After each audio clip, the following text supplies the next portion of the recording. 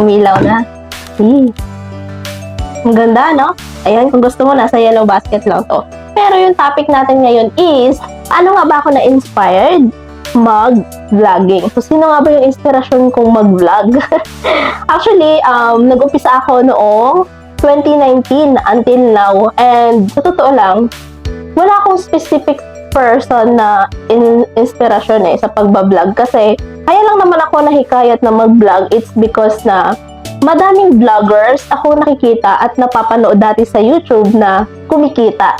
So, nakitaan talaga ako nahikayat, and syempre sa fame.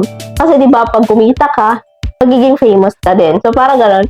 So parang nainganyo din ako na mag-vlog noon until now. Pero hindi ganoon siya kadali, and hindi tayo ganoon ka pinagpala na sumikat at kumita talaga. Although okay naman na ang status ko ngayon sa pag-vlog or sa YouTube or dito sa iba't ibang platform, pero hindi talaga siya sikat. Okay lang, may true process sa mga taon ng pag-vlog ko.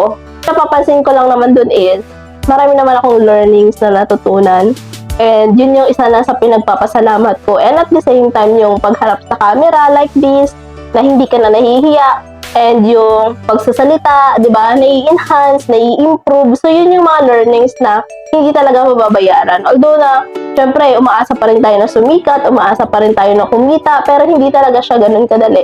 Kailangan pagpasensyahan, kailangan ituloy-tuloy mo lang. Kasi consistent is the key talaga, di ba? So, sa tanong na, sino yung inspirasyon ko? So, siguro yung masasabi ko, yung mga vloggers na din. And, syempre, hindi mawawala yung kitaan. Kaya kasi dyan talaga ako na-inspire na mag-vlog kasi alam ko nakikita at sisikat ako. Pero sa ngayon, hindi na yan siya yung priority ko kasi marami naman na akong natutunan and marami na akong pinagdaanan. Kaya kung ano ako ngayon, yun na yun. So siguro kailangan ko lang i-improve, kailangan ko lang sumikap na ngayon para sa sarili ko. Hindi na para sumikat or para kumita ng malaki. Ang kailangan ko ngayon is i-improve ang sarili ko and galingan ko pa. Kasi alam ko na dadating din ang panahon na ibibigay ni Lord yung deserve ko. Diba? Advance Merry Christmas sa ating lahat.